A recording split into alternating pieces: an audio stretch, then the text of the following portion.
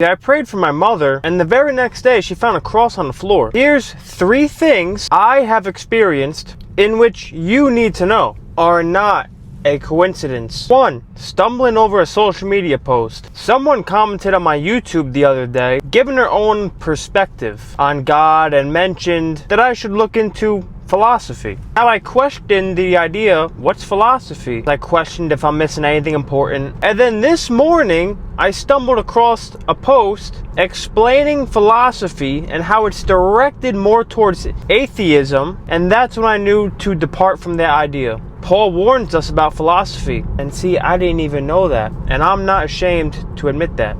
In Colossians, Paul warns us, no one take you captive through philosophy. The second way is through prayers or interactions with strangers, family members, or friends. I will give you 2 examples. I used to work with this guy. This was towards the beginning of my journey with the Bible, but he was always across the plant in which I work at. One day, I'm going to fill up my water bottle. He calls me over one morning. He goes, come here. He goes, are you reading the Bible? In such shock, I go, yes. He goes, where are you? I go, Genesis. I explained I was confused, not really understanding if I should start there. Before I can even say another word, he says, start with the Gospels, Matthew, Mark, Luke, and John. Get to know the Lord that died for you and that loves you and wants an intimate relationship with you. And I started bawling my eyes out. And I just felt the Lord's presence speaking through him to get to me.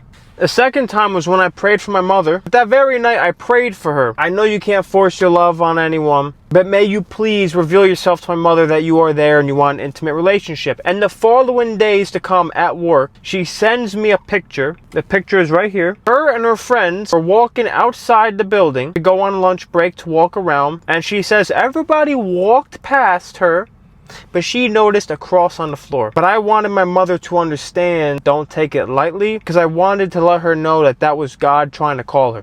And the third way, and there's probably many more that I'm missing, is visions and dreams. And I myself once asked the Lord about a specific breakthrough in my life. And I had this vision that I was climbing up a scaffold, 70 stories to be exact.